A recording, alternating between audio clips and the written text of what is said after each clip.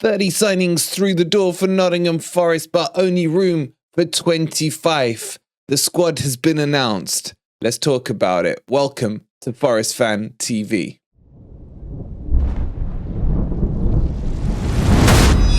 Good morning, good evening, or good night, wherever in the world you are, whatever time of day you're watching this. Hope you're having a fantastic day, and welcome to your latest Nottingham Forest news, and welcome to the start of the weekend.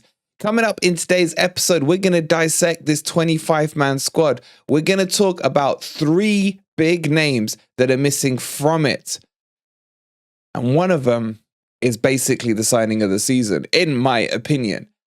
Guys, we have so much content coming out today. Content's already been released. If you haven't listened to episode number 8 of Grumpy Old Reds, then make sure you do. Me and Ant get into a huge argument over the medical stuff. We're still not talking right now. I want to know whose side you're on that, so make sure you're listening to it. The link's in the link tree.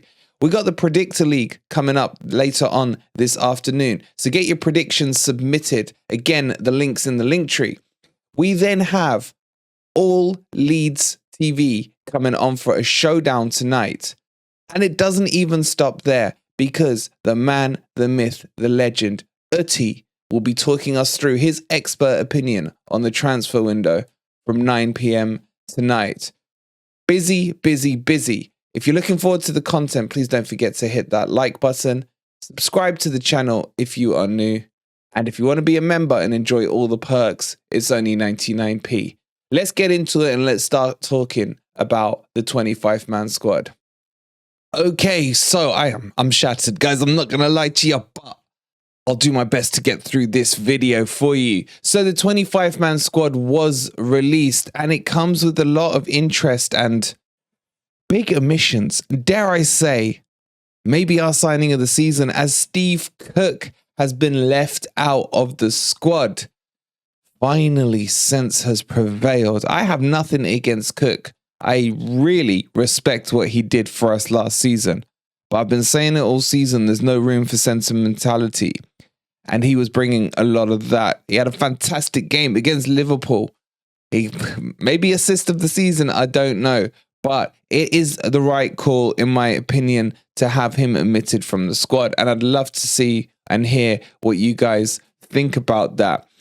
And maybe the reason, as Ant mentioned in Grumpy Old Reds yesterday, that he wasn't sold, because my question is very simple. Why was he not sold if he was going to be omitted?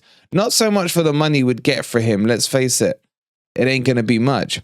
But for the sake of his career and his future, I still think he's got a couple of years left in him at championship level. And I think it's quite unfair that he wasn't able to be released.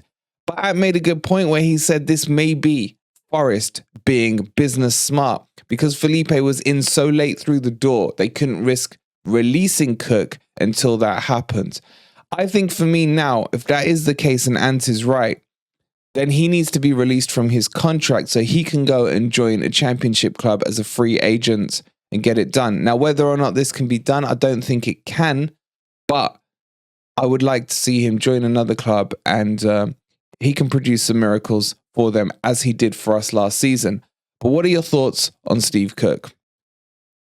Look, I talked about it a lot yesterday, and I'm not going to harp on about it too much. I've got it all off my chest, both on Grumpy Old Reds episode 8 and yesterday's video is about Lewis O'Brien. I still think it's a stinker, and I refuse to believe that a player that good for us at the start of the season has just forgot how to play football. So I am convinced this is over personal issues within the club.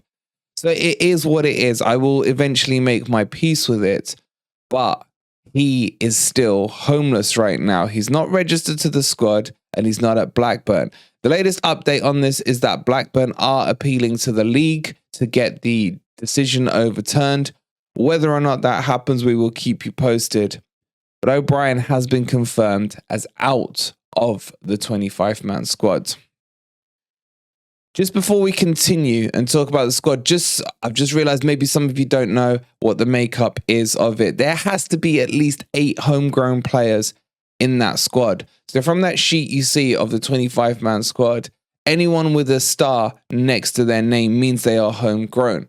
On top of that, maybe some of you are wondering where the likes of Brennan Johnson are, Danilo, etc.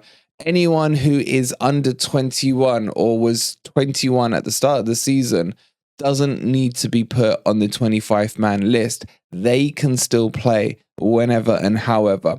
So this list is made up of those players that are over 21 with 8 homegrown players that have to be included in there. So the other name that was taken out of there was Omar Richards. Wow. Wow is all I can say. Now, I believe he's 24, so he would need to be registered to play. So he's out. He's out. He's a player we bought in the summer who had a stress fracture that wasn't picked up by the medical staff in his leg and has had the slowest recovery from a stress fracture I've ever seen. Now, I don't claim to be a medical expert, but as you guys know, my dad is one. So it's not something that should take this long. Obviously, there's been other complications. I've seen him in videos recently on the official Forest channel in the gym training away. So I have no clue what's happened here. But maybe they don't fancy him, or maybe, as rumors are having it, there has been a setback. And this is the reason why Tuffalo was recalled so lastminute.com from the Anderlecht deal. But he is out of the squad. That's it. We can't see him for the rest of the season. Crazy, crazy stuff going on right now. What are your thoughts on that one? The rest of the squad doesn't have too many surprises or omissions from it. It really is those 3. Obviously, as far as I'm concerned, Colback should not have been put in the squad ahead of O'Brien. That's my own personal opinion. Most of you may or may not agree or disagree with it. Let me know down in the comments below.